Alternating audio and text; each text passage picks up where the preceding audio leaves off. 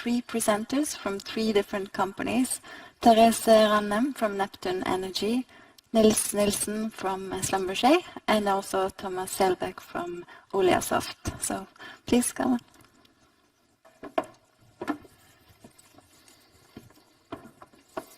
All right. Hello. DigEX 2022. So my name is Therese Rannem. I work in IT in Neptune Energy as Digital Drilling and Wells Manager. And as was presented with me on stage, I have Nils Nilsen from Schlumberger and Thomas Selbekk from Oliasoft. We are super excited because we're going to show you that we've been starting to use OSDU to drive performance in drilling. And I need the clicker. You need a clicker. There it is. Thank you.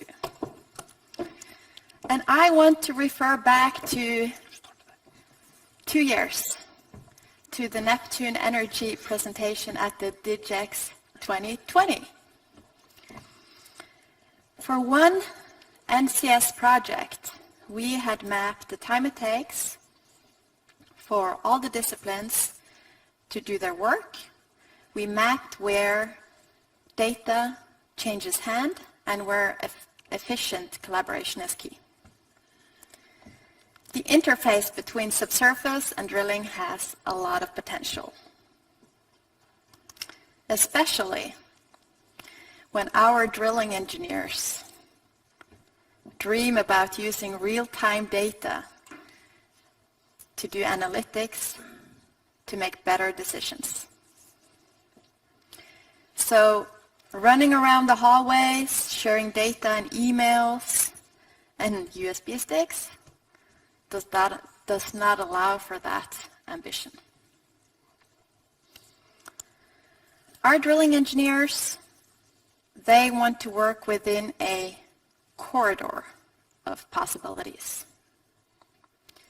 They want to run hundreds of iterations and have all possible outcomes mapped, pre-approved to ensure more timely decisions during costly drilling operations. The management of change process today is long. So if there is anything different than you had expected and you have to redo your drilling program, that takes a long time. But with this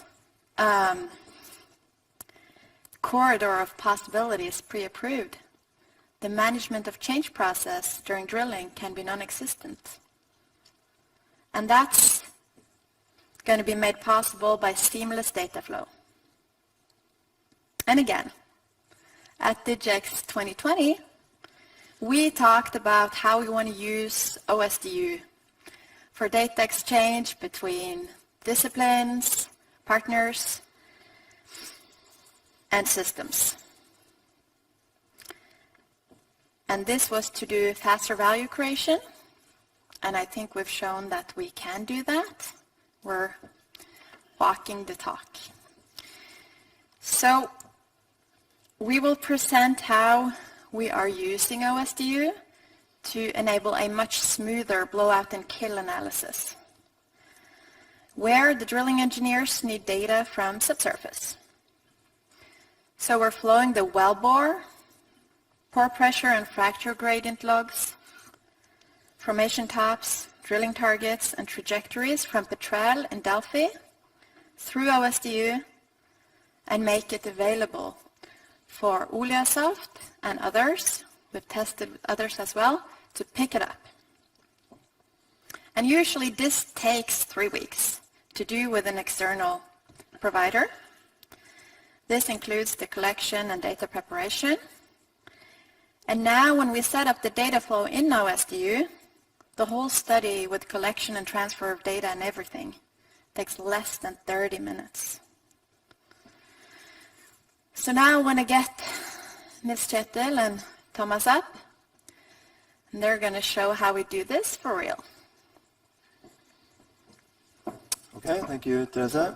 So here we have Petrel running in Delphi. And as you can see, we have identified some drilling targets.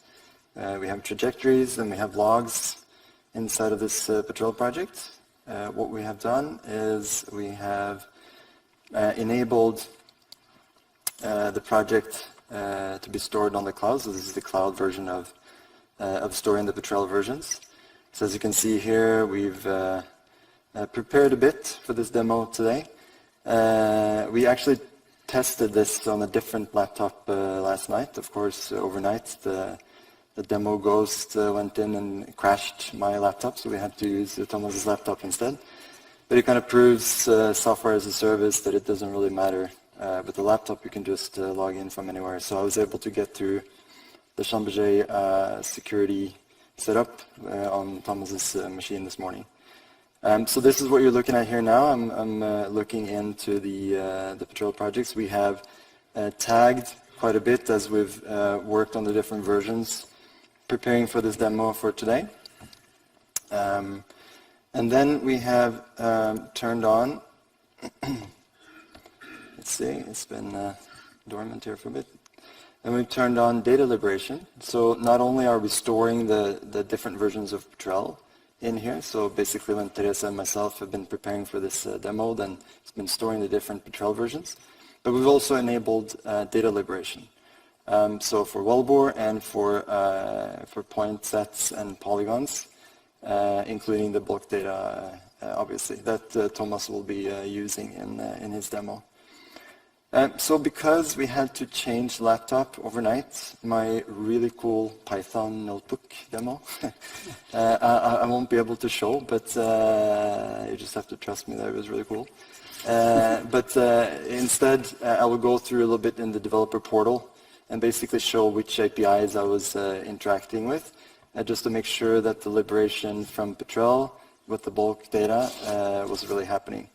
So here you can see the developer portal, which has been deployed on top of the OSDU instance that we have for Neptune. As you can see here, many APIs available. I'm not going to go through all the ones that we used for this particular demo, but I'm going to zoom in on a couple here in what we call the wellbore DMS. So I want you to pay attention to this one here. I wanted to look at the different versions of well logs because, as Therese said, you know, there's updates on the geoscience side, and if that update happens, then today that is a very manual process to propagate out to the different clients of that data. In this API, you can query the different versions of this, and as we can see here, there's already 2 versions of this well log. Which is something that is available for Thomas to pick up and be aware of. The other thing I also wanted to zoom in on is on the trajectory, which is also described here, and I kind of agree with Michael that yeah, you have to be a little bit proficient in the different query languages that are available in OSDU to really take advantage of this.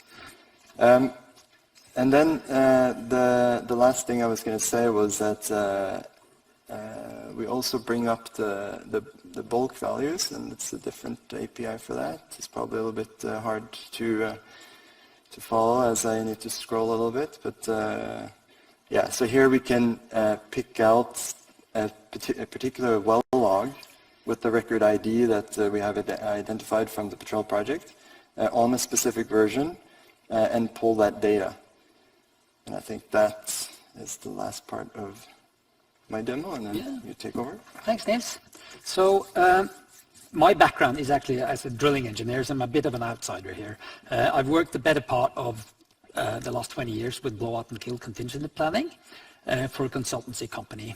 And I'll give you just a quick 30-second crash course on Blowout and Kill simulation. So basically what governs flow, whether it's production or if it's blowout, are 2 things. It's the inflow performance, which basically is reservoir parameters, fluid pressure, and it's the outflow performance, which is the well design and the trajectory.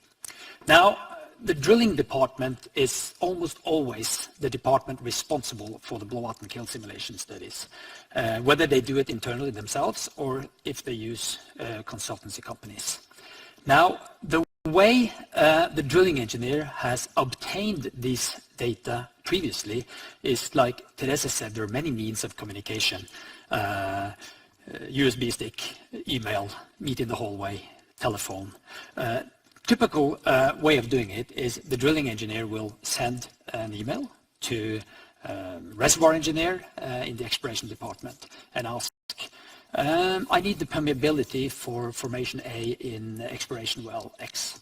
So the reservoir engineer, not really knowing what the drilling engineer is going to use it for, says it's 1,000 millidarcy. Good well. Great, thanks. Drilling engineer sends this data to the consultancy company. 3 weeks later, they come back with a report. It's a very high blowout rate in this well, and it's going to be extremely difficult to kill it, so you might want to change the casing design here. Drilling department goes for liner instead of casing, has to order extra equipment, steel, mud, cement. Now, coincidentally then, 5 weeks later, the drilling engineer has lunch with the reservoir engineer, and he says, it's a fantastic well we got here, but it was really difficult to kill it because the permeability was so high. Oh, so that was what you're going to use it for. Because you see, 1,000 millidarcy, that was the high end. You probably wanted the base case there. So basically, they have used the wrong input data, and they've ended up wasting a lot of time and money designing a suboptimal well. And this is not uncommon. We've seen this. They've used the wrong data. The data may change. The geologist might say, listen, the pore pressure we gave you here 3 weeks ago, I forgot to tell you, it's much lower. Similar outcome. So if the drilling engineer then can get this data directly from the horse's mouth, from OSDU, from Petrel via OSDU, it will put the drilling engineer in the driving seat here. The drilling engineer will be able to not only do this internally, like Therese said, 100 iterations, but also be sure that he or she always has the last and the correct data. So this is basically what it looks like when the drilling engineer decides to design a well. There is no formation input here, and there is no trajectory. So we have this direct link then to OSDU. So this is basically for the demo. We've got the well log, which I could copy, and I could input.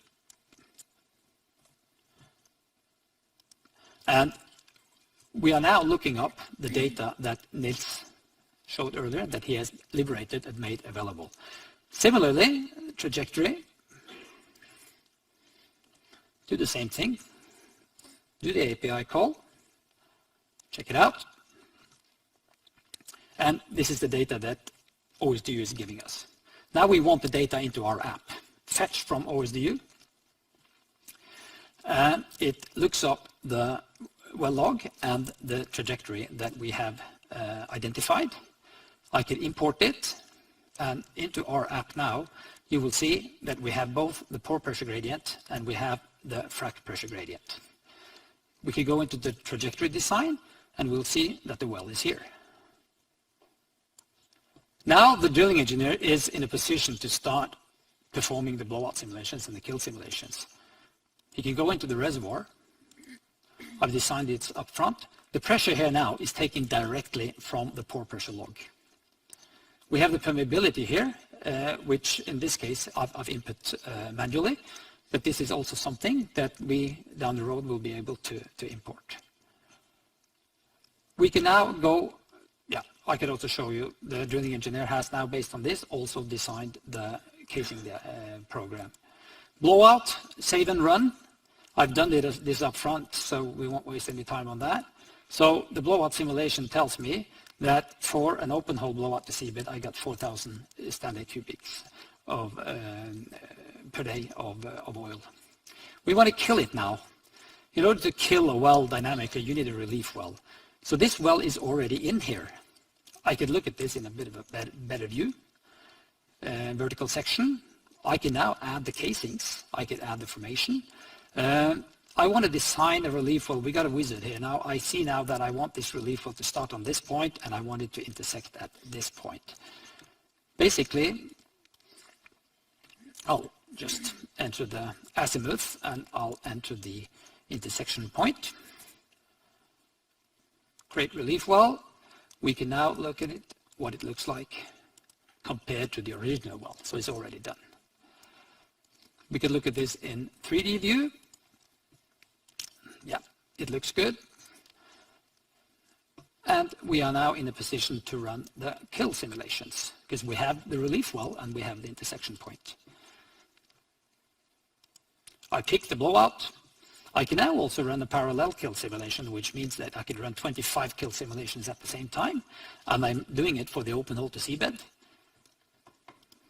And voila, we've got 25 kill simulations done. This table tells me which combination of mud weight and pumping rate that will fail, it will not kill it. It tells me which will fracture the formation. We got the frac gradient as well, as you remember. And these cases here are the ones that actually will kill the well. So, yeah, basically that concludes my part of the presentation. Therese? Perfect, thank you. I'll wrap it up. So, the next steps to ensure that our drillers can perform their job safer, faster, and better is to liberate more data. And these will be identified by the highest priority use cases that we have. The blowout and kill that we showed now is not 100% complete yet. We still have some more reservoir data that we need to add in, like permeability and thickness and these things. So we're already working on that. So to sum up what we've done here, we've tested OSDU, and we know that it can be used at the core of our data platform. We've experienced where it is mature and where we need to add additional functionality to start using it more for real.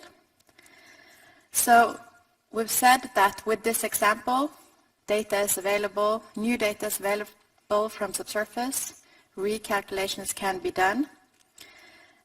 And I think this really shows us and our business that we are on the right track using this together. So, thank you. Thank you.